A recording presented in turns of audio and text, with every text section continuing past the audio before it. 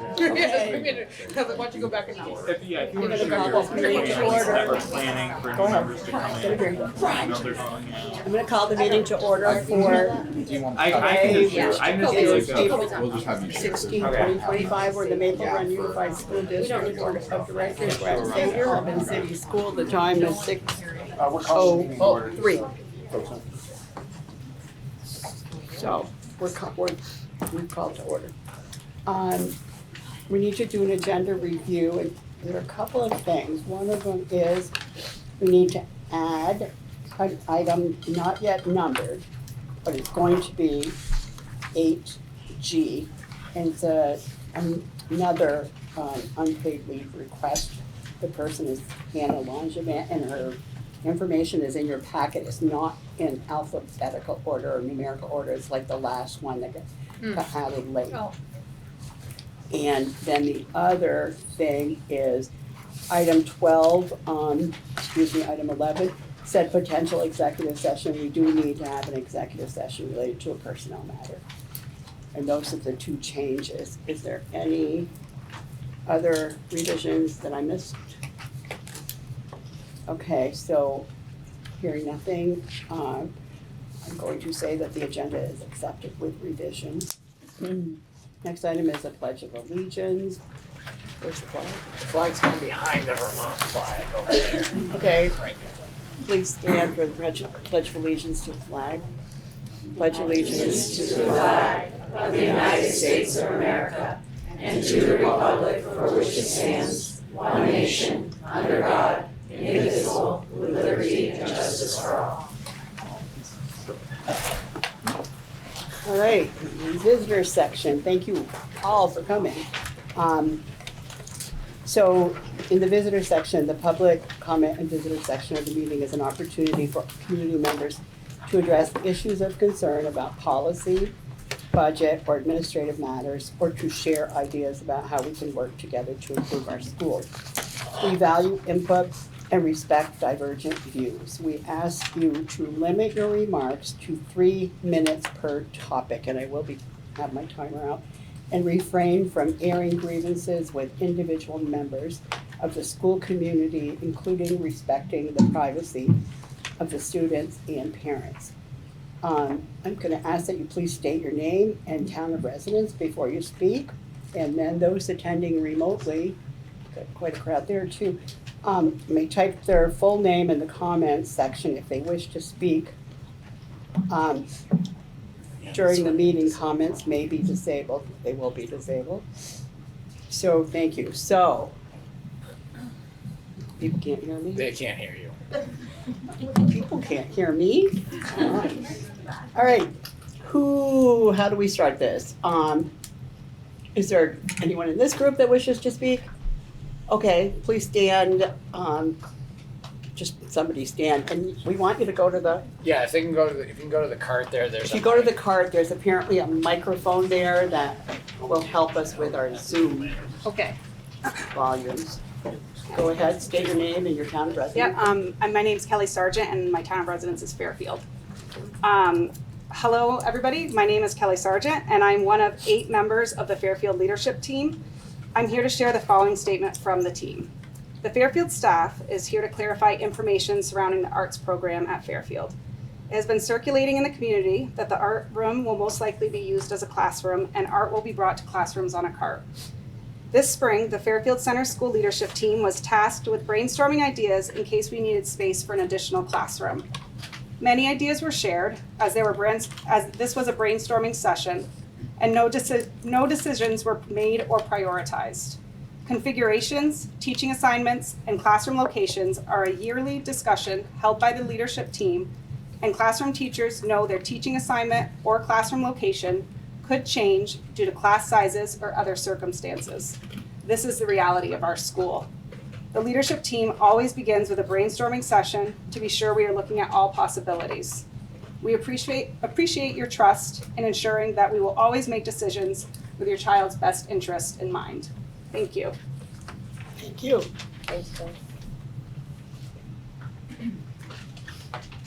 Next. Good evening. My name is Christina Balduke, I am an art advocate, a parent, a Fairfield resident, and an art educator. I previously advocated for the arts at the last meeting and continue to advocate for a robust art program for all children.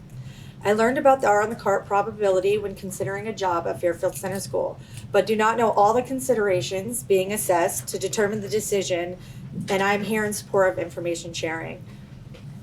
I understand there are considerations and complexities that I am unaware of, and I am interested to hear about this later this evening.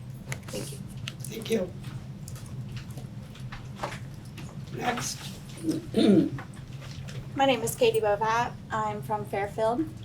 I was shocked to hear about the possibility of losing our dedicated art room at Fairfield Center School and possibly converting it to an art on the cart. I can't think of a single reason why this would even be considered, especially considering it's brand new, fully accessible art room. Arguably the best in the district. Our art room is well stocked, spacious, and designed for art education. This art room provides opportunities. It was created with time and resources specifically for art, and now just 4 years later, we're risking depriving our children of the same opportunities that we had and students in the district also enjoy. This is neither equal or fair and a waste of taxpayers' dollars. Art is an exciting and essential part of education, allowing our children to explore their creativity in a safe and supportive environment. It nurtures their imagination and provides exposure to various mediums and techniques. Art class is often the highlight of the school day for most students, where students can express themselves, build confidence through creating something that's uniquely theirs. Transitioning to an art on a cart would diminish the special nature of our education, potentially leading to chaos, increased stress, limited product opportunities, and limit their time. This setup risks damaging students' work and could negatively impact their experience for art. For neurodivergent children or those without creative outlets at home, a dedicated art room is crucial for fostering their imagination and focus. My son is neurodivergent and is greatly influenced by his surroundings. Reducing art to a cart limits his ability to immerse himself in creativity, which can greatly diminish his enjoyment of art class and every student's enjoyment. Art is one of the few subjects that allows individual expression without standardized comparisons, making it vital for student growth. Depriving children of a dedicated art space undermines their opportunities for social and emotional connections, critical thinking, and problem solving in a creative environment. It's disheartening to think that we would prioritize other spaces to a fully operational art room that has already been funded. I felt proud when I learned about the investment in our children's future through the new art and music facilities. Now I'm saddened and confused as to why we would consider sacrificing such an invaluable resource. Our students deserve equal access to the enriching experiences that art provides, just like their peers in other districts. The importance of our education in elementary and middle school age children cannot be overstated. However, the approach to delivering the education is equally significant. While the concept of providing art on a cart may seem like a practical solution to resource constraints, it ultimately limits the potential for students to engage in meaningful art education. A dedicated art room is not just a luxury, it's an essential component of a well-rounded education that nurtures creativity, collaboration, and personal expression.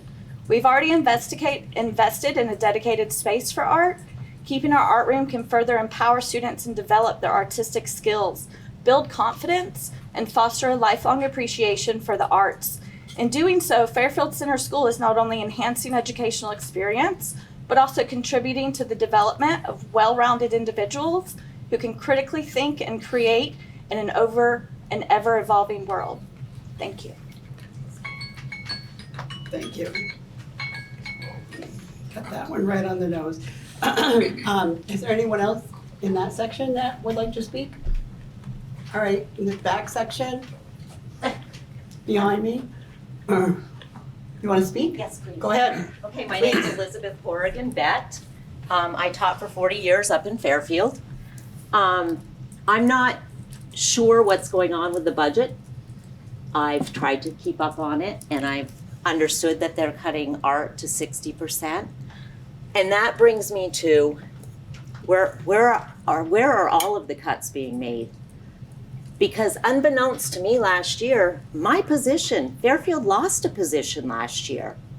I retired and my position disappeared. I didn't think that was in the budget. So I really want you to think long and hard about the changes that are going to happen in our schools. When I voted for the budget, I did not realize that we were going to start making changes like this. So I'm not sure that the rest of the community does either. I hope that you'll just take into consideration, we've been down this road before as Fairfield. We're small, but boy, are we mighty. We won't give up. We send quality kids off to BFA. We send presidents of student councils. We send athletes. We send athletic scholars. I want us to be able to continue to do that with our kids having the same equal chances, the same opportunities as the other two schools. They're all going into that big fish pond. Let's send them on the same level playing. Thank you. Go ahead. I'm Amanda Moser. I'm a Fairfield resident. I have 2 children in Fairfield School, and a variety of nieces and nephews have gone there, and I've also attended Fairfield School. When I attended Fairfield School, I went through every iteration of art. I started with art on a cart. I then walked in the cold down to the common school when they initially opened up that common school. And I remember that being like a very unique experience. And it opened up a world where we could make a mess without having to worry. We didn't have time constraints. You could clean up the room. You know, like you didn't have to worry about switching it over to math or to science. And then when we merged as a district, a big part of the Fairfield residents and the people that voted for that was because we thought as a town that we would be gaining resources and it would give Fairfield, you know, some advantages. And one of those things was to add on art and music room and to bring everybody back up because, as we all know, the common school was not going to last forever and it needed a lot of work. And so to hear these rumors, it felt like such a big setback. It felt like we were just going back in time. I'll date myself, I'm turning 40 this year. And to feel like my children are gonna go back to art on a cart is really saddening to me. What I'm commonly hearing is Fairfield needs more students. We need more kids. We don't have enough kids. At the same time, now we're hearing we need more room. We need more space. So I kind of go, okay, what's the space for? So I'm really here tonight to hear what's going on, right? Is it that we need more students? Do we need more space for staff? What's happening? My personal thoughts on art and music is it's usually the first to get cut. And the saddest thing about that is not everybody's gonna be a mathematician. Not everybody's gonna be a science person. Not everyone's gonna be, the best book writer. Most of the time, kids that are struggling in class and in school are because maybe they're not good at math and they're not good at writing, but maybe they're the next best artist. Maybe they're the next best musician. I hate to cut that from somebody. That's probably someone who's struggling with regular academics. It's probably their biggest tool in their toolkit to be able to draw a picture, to be able to have that time and that space. And it really saddens me that is going to be considered to cut this. Now, if it's a short-term solution to a bigger problem, fine, I get that. But we need to be thinking long and hard on how do we not set Fairfield back. Thank you. Thank you. Next. Anyone from behind me? Okay. John, anybody online wish to speak? No one's put their hand up yet. So, Okay, we're folks okay. online, if you're interested in speaking, please sign in the comment section.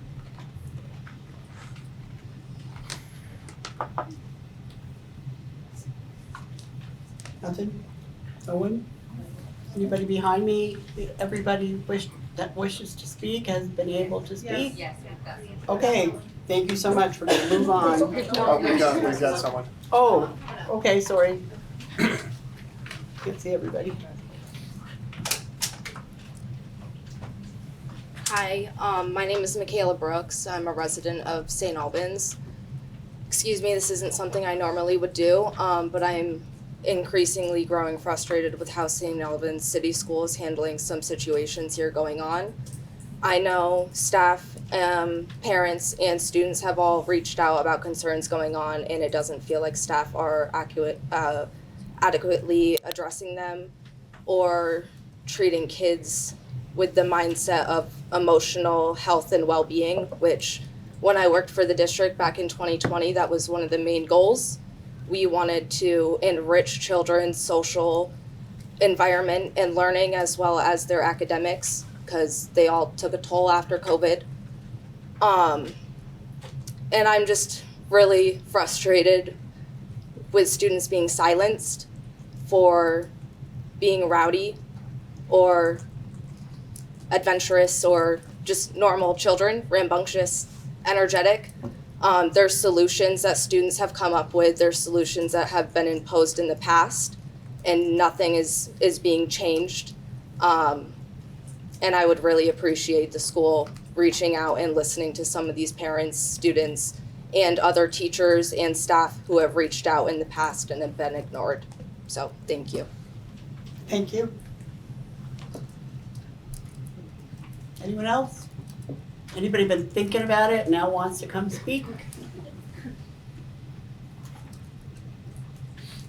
Okay, well, hearing no other folks, I'm going to close this part of the agenda and move on. Thank you all for your comment.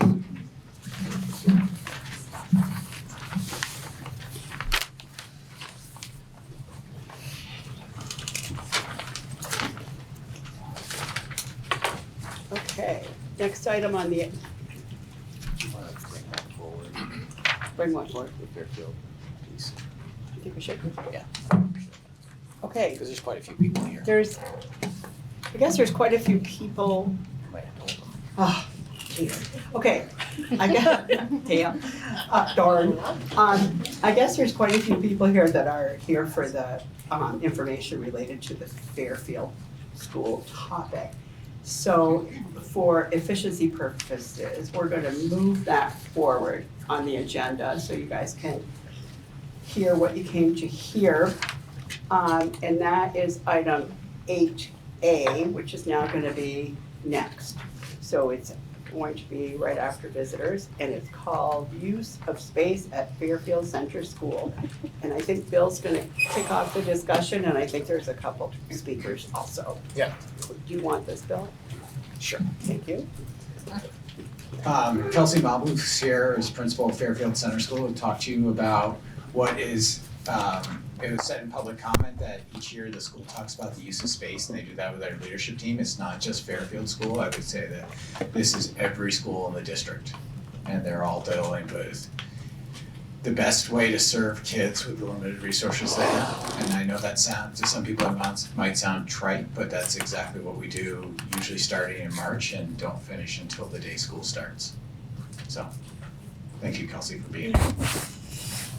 All right, good evening, everyone, and thank you for allowing me the opportunity to speak with you tonight on behalf of Fairfield Center School. I'm grateful to be a part of a community that values open dialogue, thoughtful reflection, and most importantly, doing what's right for our students.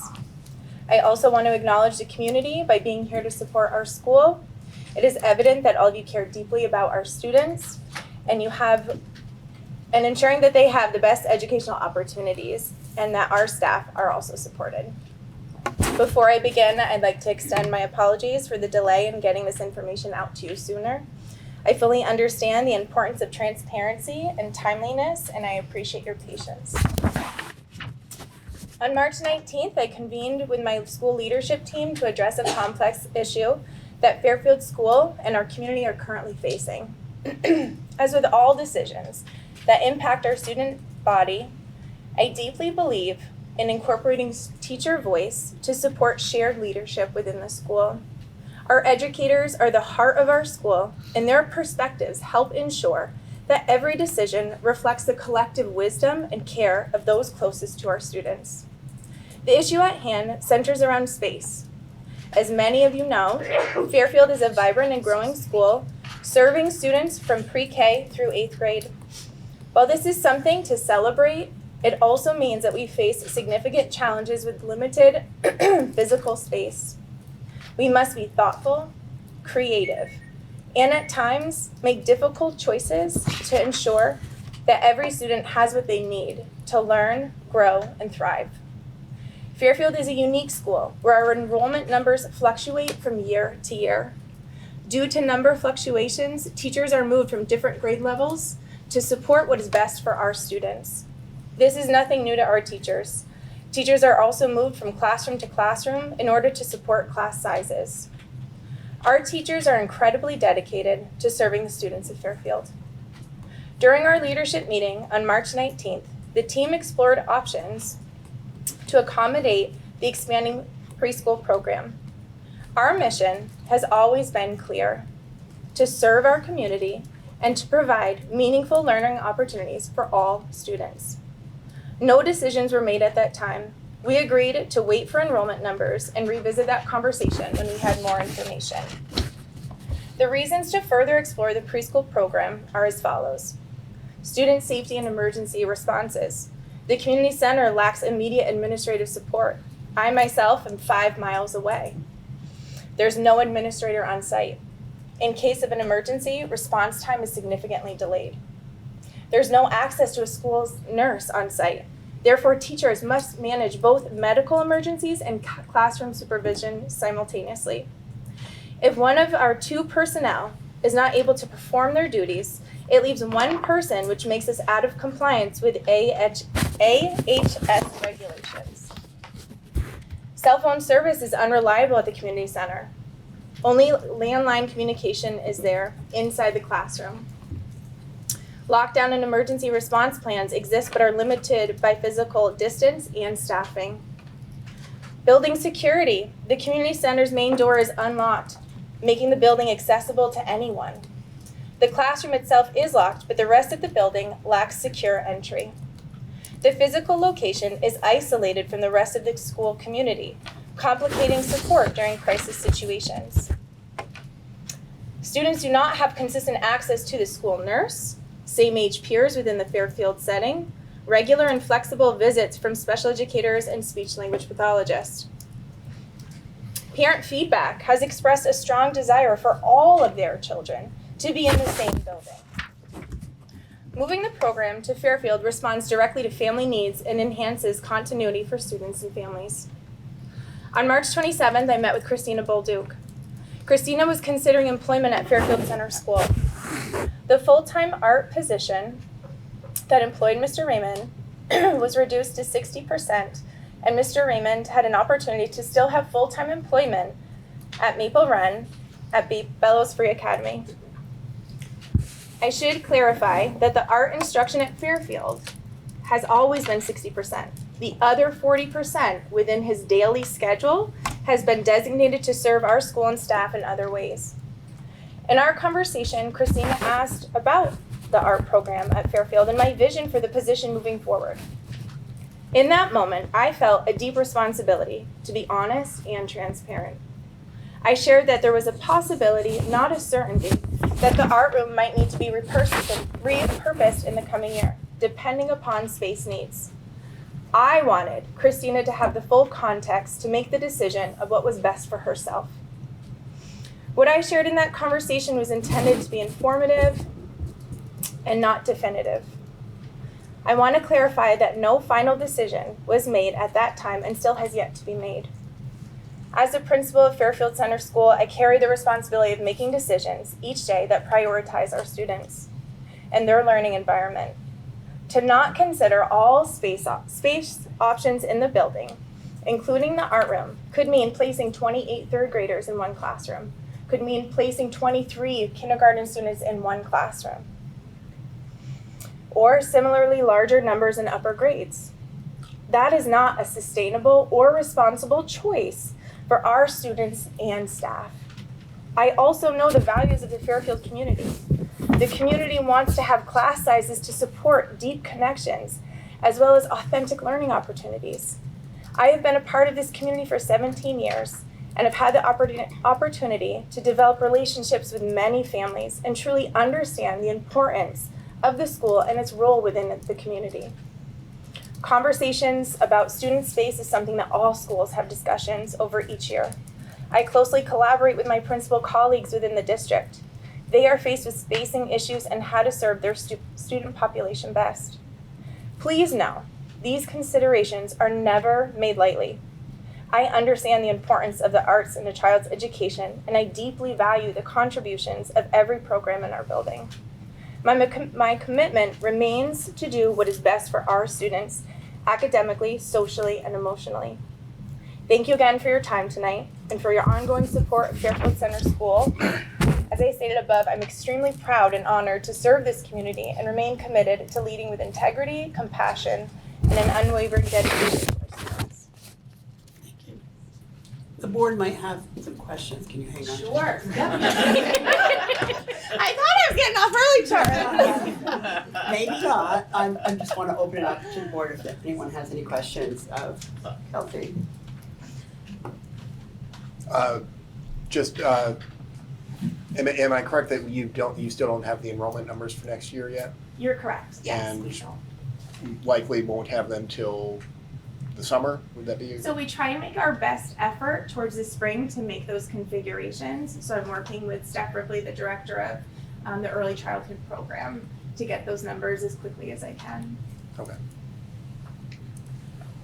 But people can move in at any time. Yeah. Yes. Yes. And that is Or move the out. interesting part of Fairfield. I can go from a class of 16 to 22, and it's that decision of, do you have 22 students in one room, or do you now need to figure out how do we make 2 classrooms?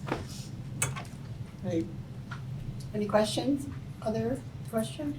You were stating that there's a preschool program off-site. Is there one on-site too? There's or- one on-site for the 4-year-olds, but Okay. our 3-year-old program is off-site at the community center. It's been there for a couple years. I'm not sure the amount of time, but it has been ongoing feedback that I've received from parents that they would really love their children to be a part of the Just community. imagine having a child there and then taking another child here. And Yes. then you were saying about the resources about the therapists trying to, attend to all the needs of the students. Mm-hmm. Chelsea, can you distinguish between the amount of time and days that the 4-year-old program and the 3-year-old program that students are actually in class and in session? Yeah, so our 4-year-old program, it's offered every day at school from 8 to 1:15, which is fantastic. It hasn't always been the case, and that has really been an incredible component of seamless transition when our students go to kindergarten. That's been great, and our 3-year-old program runs 3 days a week, and those are part-time days. Part-time days. Mm-hmm. Thanks. 8 to 2:30. 8 to 2:30 for the 3-year-olds. Anyone else? No, this is really an opportunity for the board to ask questions. If you have questions, you can email them to Bill and we'll try to get back to you. We will get back to you, we won't try. I'll try. We will. I think you're relieved. Okay. Thank you. Thank you, Chris. Thank you so much. All right, so we're going to go back to our regularly scheduled program. So we're up to, there is a bug that's a mosquito that wants blood. Okay, sorry. I'm A negative, and I heard they like A negative a lot. So consent agenda, we have the minutes of April 2nd, April 14th, we have the media packet, and we have the board annual work plan. Anybody wish to pull any of those out for discussion? Hearing none, consent agenda is accepted without objection. Next item is item 6, reports to the board. We have the student board representative report. And Jacoby's here. Any other students here? Yes. Oh, Cooper. Oh, good. I see you all now. Good evening, everybody. I'm Jacoby Soder, and I'm a junior at Belfry Academy in St. Albans, and I'm joined today by my Student Voice Committee colleagues, Marie and Cooper. Except you'll just be hearing from me tonight, so lucky you all. So the last time I was here, we talked about how the Student Voice Committee is conducting interviews with 9th and 10th grade prospective Student Voice Committee members. We wrapped those interviews up last week and or was it? It was 2 weeks ago. We wrapped those interviews up 2 weeks ago, and on Monday we had our principal in the room with us, and we were able to certify the 5 new members that we got, and we voted on them using ranked choice voting, which is a model of voting that prioritizes equity within the process so that everybody has a more fair chance at getting in. And we are really excited to hopefully bring our 5 new members in before the end of the school year. And we are currently preparing to have our new members join us next Thursday and Friday for a team building and some other leadership activities to get their feet wet with the Student Voice Committee.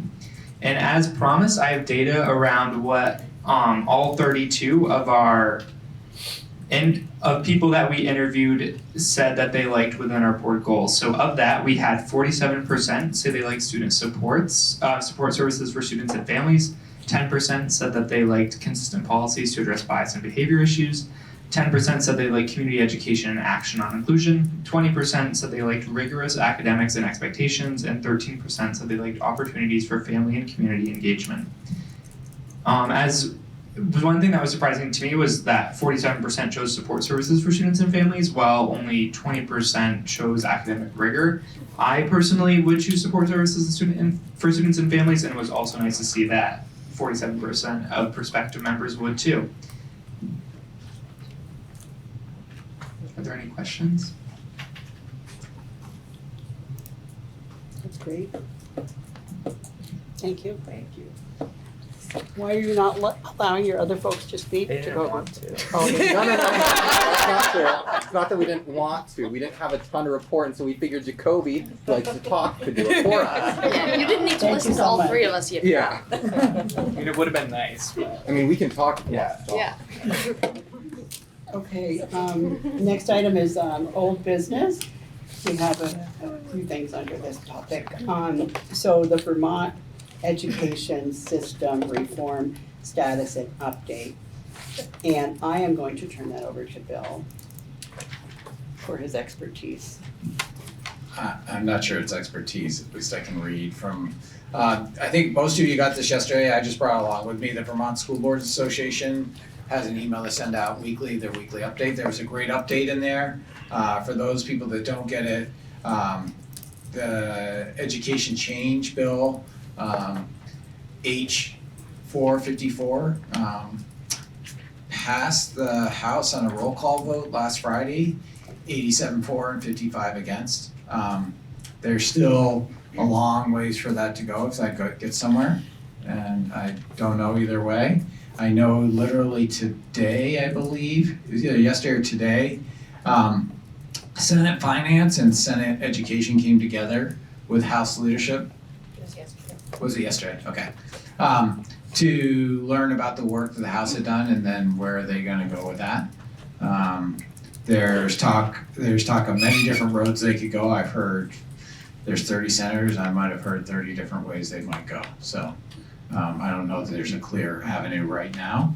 And they started taking testimony today from some of the experts along with the Agency of Education staff this week. They're starting to take some of that piece. My own personal from watching is I don't know if it's gonna land this year or not. I think it's really kind of up in the air right now. If you had asked me 3 weeks ago, I thought for sure we'd have a bill that would work with the governor and go somewhere, but I'm not so sure that that's gonna happen at this point. And if you're reading in between the lines of different press releases, so I'm not going to do that, but it just seems like things could take a while. I did forward the resolution that this board passed to all the folks that were named in the resolution or all the different positions, the House and Senate Ed, so we got that out to everybody. That's about where I can, the update I can give you. I'm glad to take any questions. I do, as I've told you in many other board meetings, I try to keep up to date with it. Thank you. Board have any questions for Bill on this? Okay. Next item is old business B. We have the DLO report. This is a repeat from last month, except it has the previous year data in it. It's attachment 7B. It's rather I think there's a summary page too, right? Yep. But Bill, if you wanna speak to that. Summarize, I guess. So thanks. And I want to thank Joanna for saying, hey, we said we would get you that. We corrected some of the graphs that were in error last time, so those have been corrected. And on the front page, you'll see comparisons between this spring and last spring. You'll see that the number of overall incidents is up, whether it's connected to students or not. But you will see that there are less kids that qualified for free and reduced lunch compared to the year before. You'll see all those differences on the right. And I'm starting to read them to you. I don't know why I'm reading them to you. You can read them yourselves. And I think it's just a good way of looking at what's happening year to year. So thank you for the reminder. Any questions related to the DLO? Any questions related to the DLO report? Hearing none, we're moving on. Joanna, sorry. I guess my only question would be anecdotally, like, is there any ideas or analysis that came out of trying to understand why the difference is so high in terms of overall incidence? Is it more? Great. We're having some more severe incidents with students. Okay. And without students. Okay. I didn't know if it was just No. more adults being aware and. No. Okay. We are having more severe. If we looked at overall our behavior, and we looked at it back in December, and I really haven't looked at it since, Our incidences, we were tracking about the same. But I can tell you anecdotally from talking to many of my colleagues sitting right behind me that the severity is going up quite a bit. Thank you. Thank you. Any other questions? Okay, moving on to the equity policy first reading. So for efficiency, I'm gonna make a motion. So I move to approve the equity policy as the first reading and move to a second reading and possible adoption at the May 7th, 2025 board meeting as recommended by administration. May I have a second, please? A second. Thanks, Joanna. So we have a motion and a second. Discussion. Any discussion related to the equity policy, which we would move forward to a second reading and then it would be approved if no one objects. Okay, so we have a motion and a second. All in favor of the motion signify by saying aye. Aye. Any opposed? Any abstentions? Motion carries unanimously. Thank you. Yes. Yes, ma'am. Bill, are there any, because it's a new policy, is there a plan in terms of education to the different schools, staff, families, community? not yet. It's probably the best way to say it. Okay. Yeah. Has it been considered? It hasn't been considered because we've been waiting for the policy to land. Sure. But We will. regardless, we'd have a Regardless, policy. anytime we have a change in policy, we need to educate people on it. Right, but this is a brand new policy. Yes. So it's not really a change. Well, I Well, guess it's a change because it's new. So I was Yeah. just wondering if there was a plan for a layout, rollout. That's the word I'm looking for. Yes, and I would say we're doing many things that are in the policy already. So why I was maybe using the word changed instead of new was because a lot of the practices that are in here are ones that are already happening in Makeover. So, and it also is in alignment with the education quality standards that require us to be able to do this. The new version that's coming on board on July 1, 2025, which has an extensive section on that we provide education in an equitable way to all students. Thank you. Thank you. Okay, so we're moving that on to a second reading and a possible adoption for May 7th. Thank you. Okay, next item is all those policies that we looked at the last meeting. Okay, I'm gonna again make a motion to move things forward. No? Can't hear you. I'm just, it's You really can't, low. can you hear me now? Yes. Okay, so This is the policy second readings for possible adoption. This is the group of policies that we moved forward at the last meeting.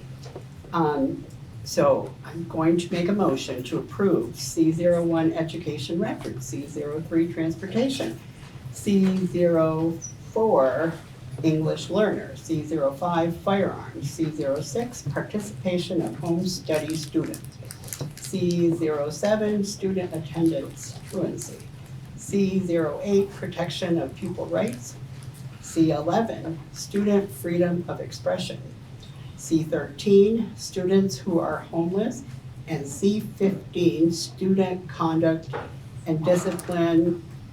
I'm moving these for adoption as recommended by administration and our policy committee of Mary Ann, Joanna, and Jess. May I have a second, please? I'll second. Thanks, Mary Ann. Any discussion, or Mary Ann, anything you'd like to add as chair of that little group? No. Okay. We ready to take a vote, I think? Just to thank okay. the community members who are also a part of that policy committee. Oh, sorry, thank you. I knew that, I'd forgotten. Our community members are Bill Eckert and Karen Lehman. What did you say, Jeff? Is it Lenning? Lenning? Lenning, yeah. Lenning, yeah. Thank you. I apologize to our community members for not remembering that. That's okay. I believe we're ready to take a vote.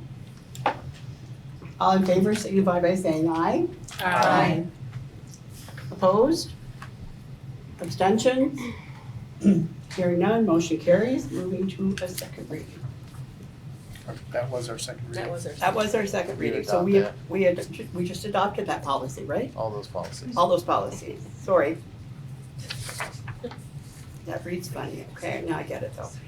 So we have adopted all those policies, thank you all for your hard work. All right, moving on, new business. So we already dealt with space at Fairfield, so we'll move on to third quarter financial report. You have that in attachment 8B, and Brianna is here to discuss that, plus Bill's here to back up. Do you want this? Can you pass it down, please? We're gonna pass it down. Thank you.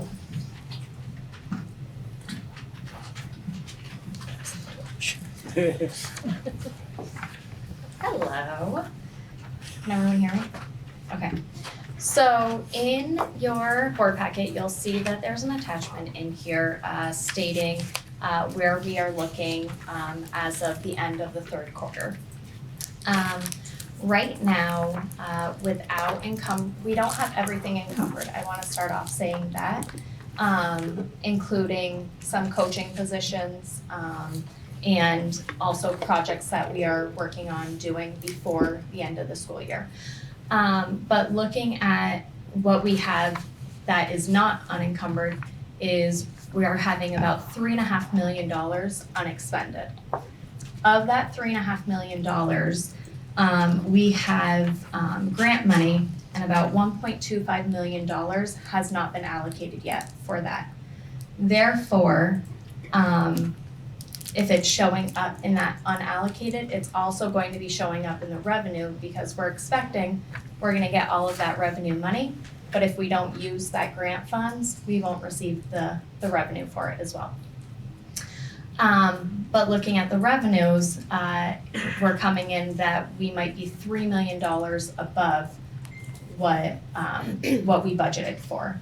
But again, if we don't use all of that grant money, then it would drastically lower that amount. So with that, I am gonna go through a couple of the different account lines where we do have high remaining balances. So in the expenditure budget, there is direct instruction. That one is due to not filling some of the positions that we had in the budget. And that could be with regular instruction, or it is with regular instruction. It could be with grant funds or local funds for that amount because it's all combined into this accounting. Other things that are significant in here again, is that extracurricular and co-curricular. We don't have any of the spring coaches encumbered in this amount. Guidance and support services, there's still extra money in there, but that again is unfilled positions along with their benefits. And then curriculum and instruction, we had extra money set aside for stipends to pay out, but we were able to utilize grant funds in there. And we received extra grant funds for our consolidated federal programs this year. It was about $1 million extra that we had received to utilize from a rollover from previous year. But with having ESSER funds the last few years, it's helped us to subsidize all of the other accounts. Another one in here is student transportation. Throughout budgeting, I talked about how transportation wasn't as expensive. We had built up that transportation account line due to field trips and all that, but working with the schools, we have reduced as many field trips or going from, from one school to another school. So we're seeing a savings in here. Next year, that amount would not be as substantial because we don't have that much of a buffer in the budget for next year for that. Collins Pearly Sports Complex, the reason they are showing over is because we did the sidewalk project for them and they had the new boiler this year. So that's why we're showing over. And then adult ed education, that's because the reason that is overspent like that is because we did a reclassification of our assistant tech director. She is now, or she's funded in here instead of as much in the tech center. Flipping over to special education, some of the bigger areas is the direct instruction, and that includes the paraeducators in there. We don't have all of the paraeducators hired that we want to have hired. And then going down a little bit more for the Northwest Career and Technical Center, in here you'll see that we do have about $200,000 left over or as a remaining balance in there. And again, that is not using all of the supply money that we had in there for the different projects. So moving on over to the revenues. So a few things that I want to point out here is the investment income. We had estimated that we were going to receive $165,000, and already this year we've received almost $200,000, and we're planning on receiving even more.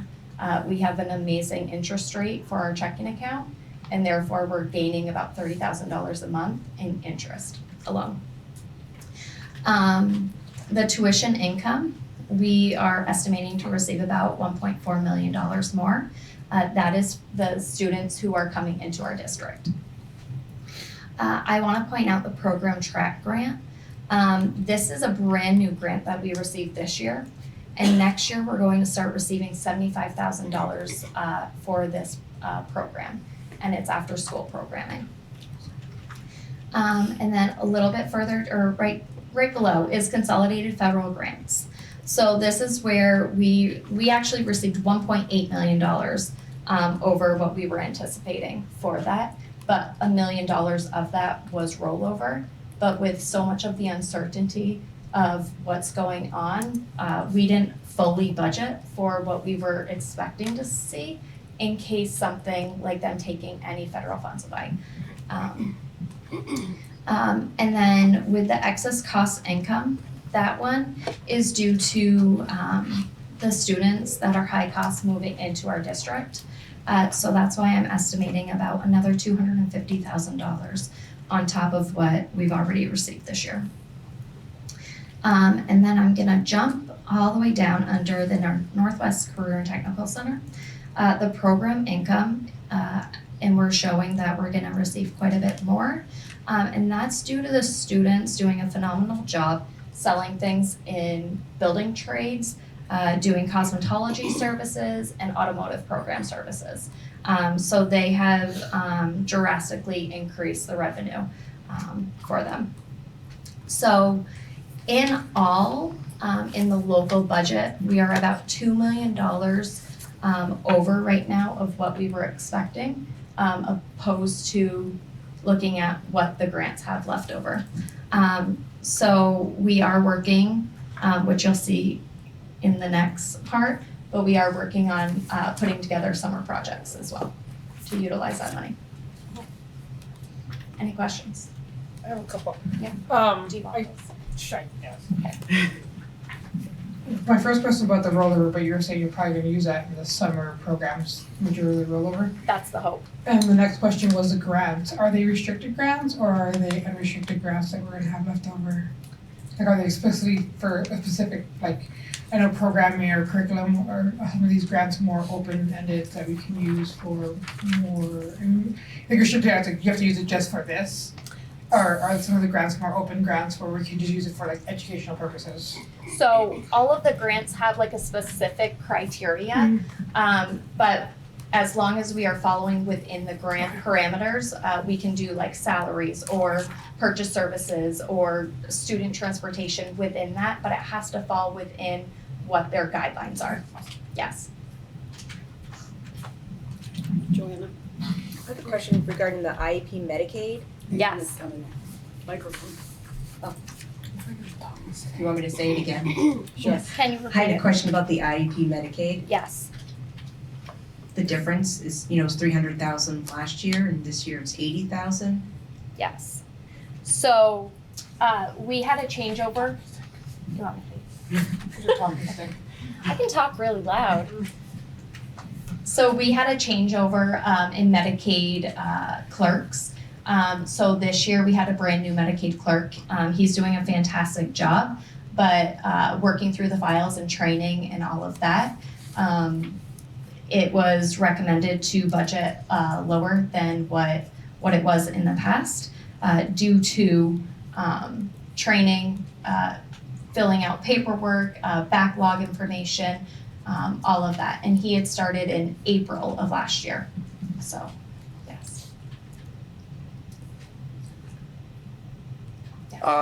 You mentioned the Collins Purley boiler. Did we, am I misremembering, did we get 2 boilers for Collins Purley, or was it that they need 2 boilers? We did do 2, We yes, did, okay. for $180,000.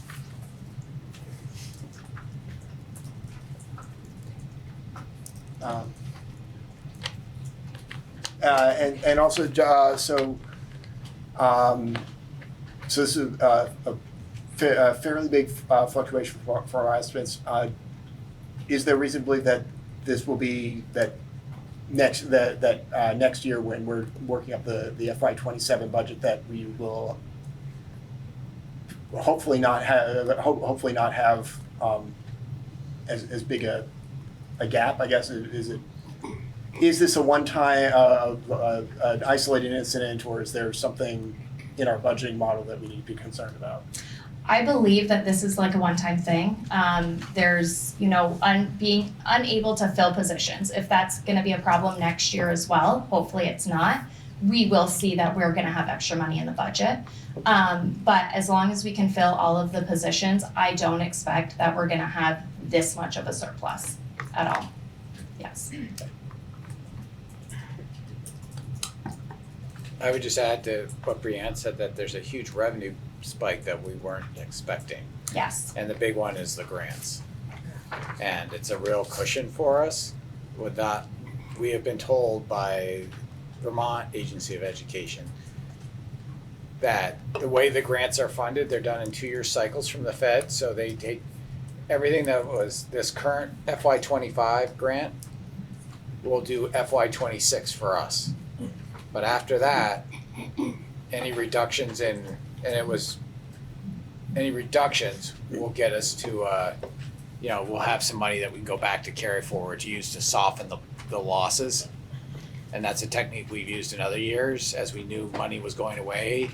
Try not to spend all of it in 1 year, so it's a slower trickle down reduction.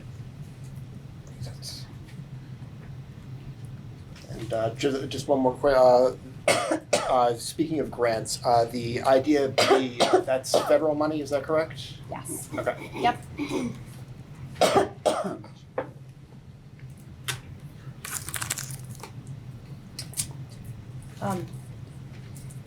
When you talked about, excuse me, the guidance and student support services, Yes. saying that there were several positions that were not filled, I don't know that I don't recall those positions. I remember there being SLPs, and I remember there being lots of paraeducators, and I think in the custodial department as well. Can you itemize out the folks who have not, or the positions, excuse me, that have not been filled regarding guidance and student support and regular education? Can I look into that and get back to you? Absolutely. Okay. Yeah, thank you very much. Thank you.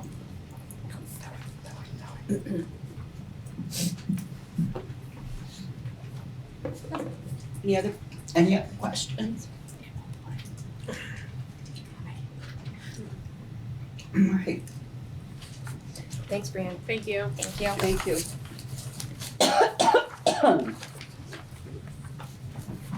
Thank you.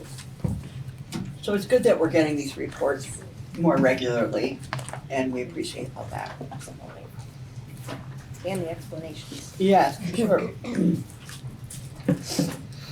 The next item is the approval of construction bids. So again, I'm gonna make a motion for discussion purposes. So I'd like to make a motion to approve and award the following construction bids. Barrington Construction for the amount of $940,769. Alpine Building Restoration for the amount of $41,850. And Thomas Mechanical for the amount of $241,762 for a total amount of $1,224,000. $1,224,381. Apologize for that. So, as recommended by administration. I need a second. Second. I need a real second. Do you want me to? Do you need a cough drop? There's one in my mouth. Charlie, maybe you could take over for a little bit. You want me to take over? So I got the second from Amanda, so any discussion? Can I just add a couple then? Yes. So we brought this to the board before when you approved the capital funds to be used for construction. We do have one more bid that's gonna be outstanding that will come. We couldn't get it done in time for this board meeting. I hope to have it at the next, at the latest, the following one. But these are all under budget from what we had shown you in the capital. Which is ironic, right? Yeah, it's really, let's say, yeah, yeah, it is ironic with all the Well, just construction stuff that's right. gone on. Right. They've been the other way, so we like these bids. Thank you. If there's no more discussion, are we ready to vote? Yes. All in favor of approving the bids, say aye. Aye. Any opposed? Any abstain? No? Bid is approved. And next up is item 8D, an unpaid leave request. I'll make a motion to approve the unpaid leave request for Megan Martinson as presented. Is there a second? Second. Do you have anything to add? I would just say most of it's in the letter that she wrote to the board, and she gave you a little bit more detail there. And the administration supports this one-year leave request as allowable in the teacher master agreement. Any questions or discussion? All right, so all in favor of approving the unpaid leave request, say aye. Aye. Any opposed? Any abstaining? Okay, that unpaid leave request passes. Next item is item 8E, another unpaid leave request. This one is for Michaela Sweetser. Yeah. Yes.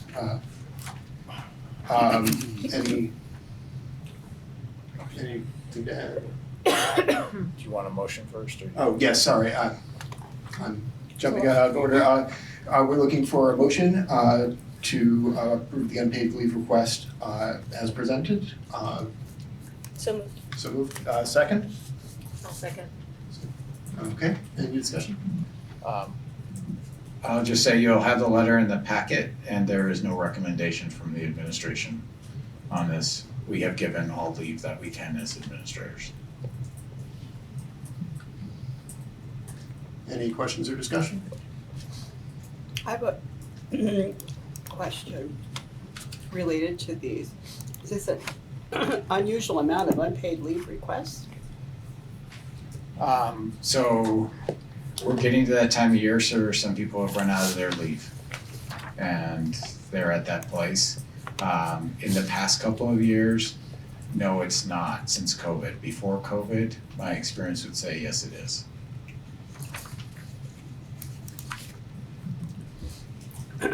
So the concern always is that we have to backfill those positions, and sometimes that can be done and sometimes it can't, so it's a challenge. But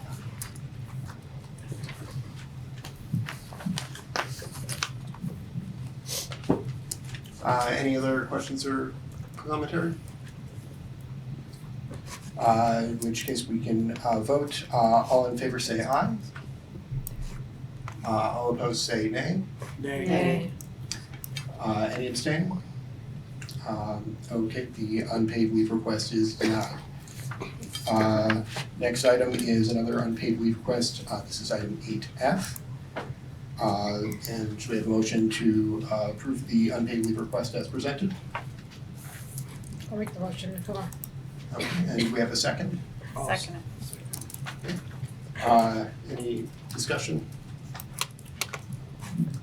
For this case, we have given all the leave that we can as administrators. So that's now to you as the board, and there is no recommendation for this. Any other discussion or questions? I just was curious, could you remind me how much leave staff get? So for ESP, we're up to 5 days, depends on what hour they are, but it's 5 days of leave. But beyond their contracted leave for sick, personal, bereavement. 5 unpaid. 5 personal days? No, so there's 4 personal days. Right. I mean, we're in the ESP contract, so I wanna make sure I get this right. And I believe this person is year-round, so they would have 15 sick days, 5 personal days, there would be bereavement days if they qualify, 4 personal days, bereavement days if they qualified, and then beyond that, the administrators can add on another 5 unpaid leave days. And they've exhausted all. Yes.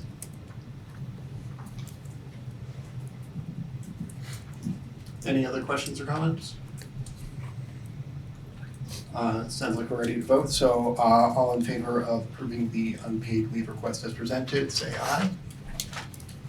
All opposed say nay. Nay.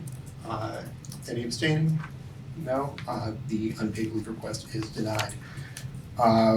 Next is item 8G, which is late addition to the packet. It's another unpaid leave request. Can I get a motion to approve the unpaid leave request as presented? I'll make the motion, come on. Okay. Second. Okay. Discussion? So this is another year of leave for next year. The letter's in the packet. The employee was good at explaining their reasons why and their support from the administration to grant this leave request. And it's in alignment with the teacher's master agreement. Any questions or discussion? Okay, all in favor of approving the unpaid leave request as presented, say aye. Aye. Any opposed? Any abstaining? The unpaid leave request is approved. Moving on, we have to item, we're in item other business. Item 9A is the warrants.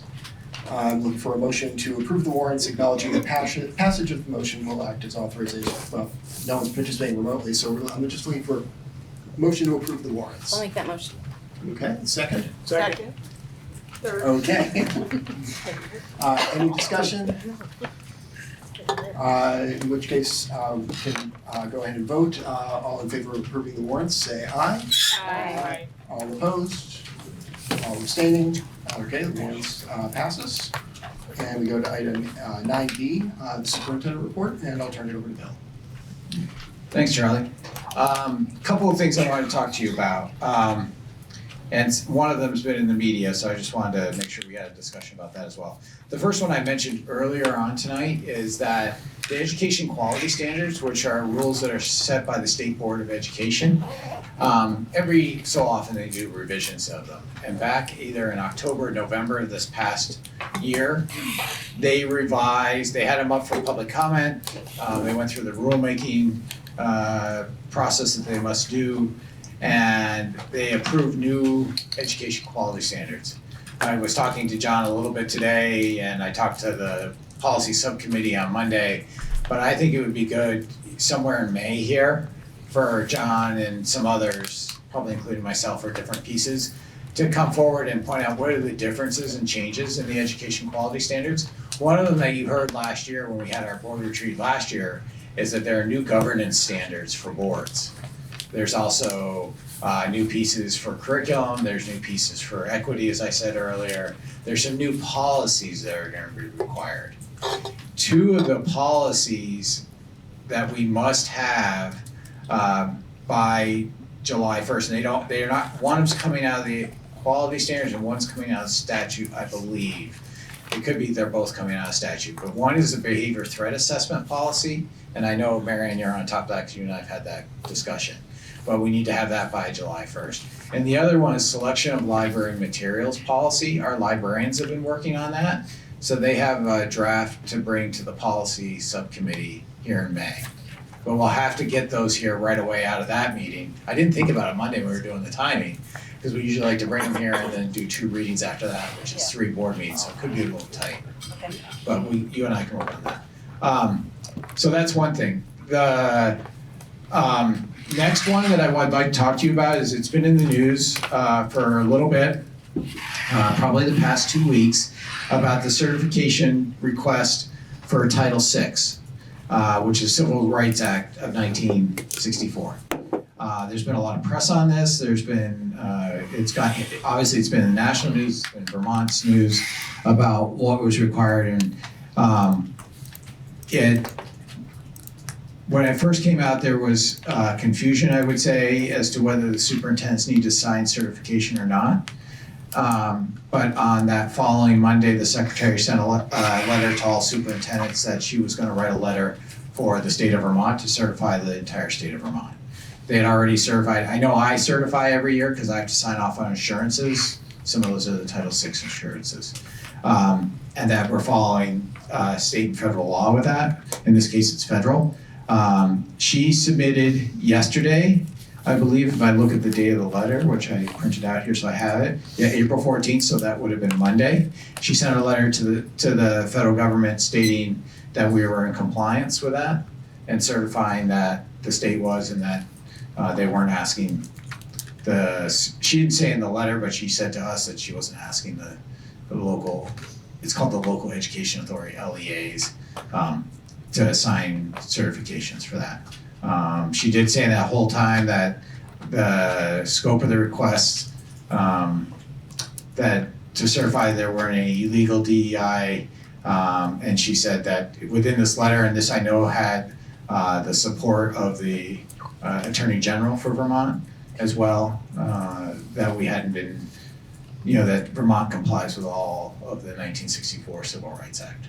So I kind of wanted to say that for the record here. I'd be glad to discuss it, but I thought it would be good to have that in our minutes, that we had a chance, and if you'd like a copy of the letter, we can forward it on. I didn't see it in the school board's memo, but I'll tell you, I read the school board's memo really quickly tonight, your weekly memo from them, but I'd be glad to get you copies of this letter if people would like to have it from the secretary. So, yeah, okay, so we'll get you a copy of that out. I received it yesterday, so we can get you that. And I think she did a nice job of writing that to the federal government and getting that out, so. Cooper. Yeah, I was just curious, you talked about policy involving libraries. I was just curious about what the policy was. So there was a statute last year that I'm not gonna be able to quote from memory, but there was about selection of library materials and how that selection process is done in schools. And I think allowing, supporting, I'm saying the negative, so I wanna change it to the positive. Not allowing book banning to happen, that there's an educational right to materials.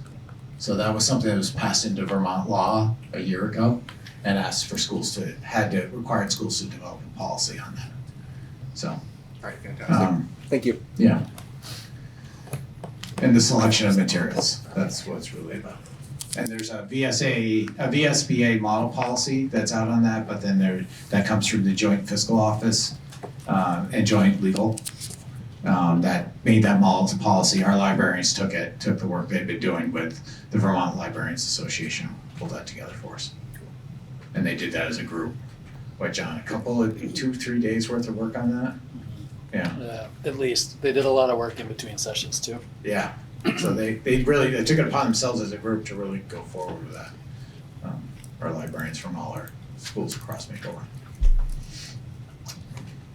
And the last thing, which is probably the most exciting, is not to Cooper though, because Cooper, you're graduating, but at least Marie and to Jacoby, is that the last day of school for everyone in Maple Run. I've been asked this question. A lot, I know. This is probably one of the most pressure. People start asking in the middle of March. Are you just procrastinating on purpose right now? Yeah. To announce this now? So that's a good question, especially when it's snowing today. Yeah. I need to know.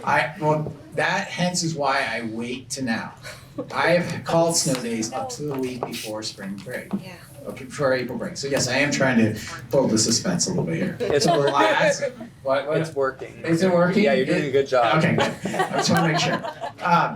The last day of school will be June 17th. Whoa. 14th. That's awful. I'm at the 14th too then. That is. I'm with you, Jacoby. Yeah, That's after finals. So what am I gonna do? Yeah, we were close to later than that. So one of the things that, now that we have a federal holiday in June, it can really start to set things awry. Not because of the reason for the holiday, I'm totally behind the reason of the holiday for celebrating Juneteenth, but just trying to get those days done. And I'm the first one that champions that school days in June are not the greatest for learning. But it just is what it is, and we need to make 177 days according to our contract, and we'll be doing that. And we have to have at least 175 by statute. So teachers hear the fact that there's still money in the budget for transportation costs, so make your field trips now. Yeah. Thanks, Joanna. Thanks for that. It's public information. It is. Hey, we do things transparently around here. I do want to warn everyone, you do know that the previous 2 years, we had 1 days that Fairfield was not in session, the rest of the district were. We had one of those for BFA this year. We're following the same practices. The association and I have been talking about how we can stay on top of that better for future years coming, and we'll find a resolution for that. Is the last day a full day of school or is it a half day of school? So, Carly, Can that Monday and don't Tuesday want to be ask me that question because I'll probably screw it up. Okay. My colleagues behind me know the answers to that, but I don't want to be caught in public because I might screw up a timing of a school day. Great. Okay. And I've learned the hard way when I've said something and it wasn't right.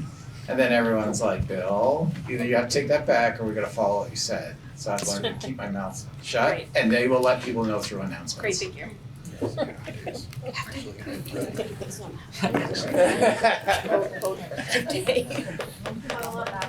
That would be perfect. That's all I have. Yeah. I vote half day. Either or work for me. Thank you. Thanks, Charlie, for your help. Next item is board announcements. Any folks on the board wish to make any announcements? Okay. Mary Ann. I request the ability to look at the health education curriculum for the district. A number of people have asked about it, and I would like to know what we're teaching. That's something that the rest of the board would like to see? Sure. I'm not opposed. So. I don't need to. So it's a pleasure of the board to look at that. If you, I don't know how you make that happen, but, We'll make it happen, if that's what the board would like to do, we can do that. okay. With that- Joanna? I just wanted to, I'm just really proud of where we are as a district in terms of transparency. And so I just really want to thank Kelly and Kelsey for coming here tonight and making people aware and just dispelling any concerns. I don't know that even 6 years ago, we were in a place where we were doing stuff like that. So I just really appreciate the fact that it is respected and valued. So thank you, everybody, for that. Thank you. Anyone else? I just want it reflected in the minutes that we had our retreat on Tuesday night and everybody participated and we accomplished a lot of work and we still have work to do. And I believe that Aaron is going to be compiling information related to the observations and reflections and related to our commentary, and we'll be addressing it at a future meeting. So thank you for that.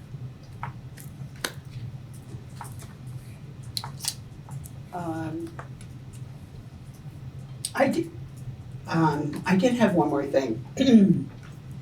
I've been asked this by people from our school district and also some people from other school districts, because I do know people at other school districts. And the question is related to the standardized testing. So people are expressing a concern that the standardized testing days encompass an early release. And sometimes the parents, and I don't know if it's their fault or our fault or whose fault, aren't aware of that until close to the testing dates.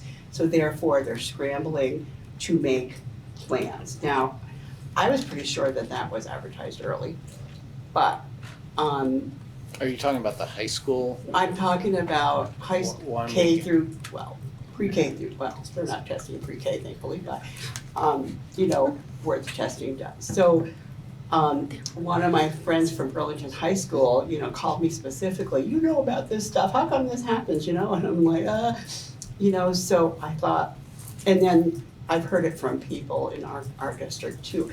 I mean, these are not like people screaming, these are just people commenting that it's a huge inconvenience. And that on like the third day of testing, if there are 3 days, are there 3 days in some cases? So, yeah, it depends on There's a where you really are. early release, so. It's just the high school. I think you're talking just about the high schools, and it's Okay. pretty common, John can back me up, and we could do some research, but it's pretty common practice in high schools in Champlain Valley that you have an assessment week and they change the high school schedule. Yeah. They did provide busing, like later busing for test days. Yeah, there were Yeah. It seems like there were accommodations. Right. It's inconvenience for people who have children who won't ride the bus. Yeah. Well, I just remembered, my daughter's in Tennessee and she has a first grader and a second grader, and she complained about the same thing. Yeah. Because they did testing last week, so. We definitely don't have any early release after testing in the elementary or middle school grades. Okay, It's well, only a high yeah. school thing for us. So it might be different. because one of them was Burlington school Yep. system. Burlington's just the high school. We don't have any early release days for testing at Okay. middle or elementary school. So parents from Burlington really need to have babysitters for their seniors in high school. Yeah, I guess that's what I'm Like I wondering. said, I is, didn't probe, it was just, I haven't, that's one of those things that I heard from more than one person, that hasn't happened to me in a really long time, so I thought I'd just bring it up. Okay, so the next item was the plan for board observations and reflections, and I think I just addressed what that was. Items for future meeting, we have the supports for new staff, and we're gonna have that meeting, information presented in May. And I'd like to make a motion, I'd like to move that personnel matter be addressed in executive session per VSA subsection 313A1 after making a finding that premature general public knowledge would clearly place the public body or person involved at a substantial disadvantage. May I have a second? Second. Thank you. Okay, we're gonna vote on the finding. All in favor of that there is a finding, signify by saying aye. Aye. Opposed? Abstentions? Okay, we have a finding. Moreover, I'd like to move to enter into executive session to discuss item 11, personnel matter at, what time is it? 7:23. 7:23 PM. Is there a second? I'll second, come on. Thank you. All in favor? Aye. Opposed? Abstentions? We are now in executive session. We came out of executive session at 7:29. Is there any other matters? Are there any other matters that need to come before the board? Hearing none, we are adjourned at 7:30. Thank you. Thank you all. It's been going faster.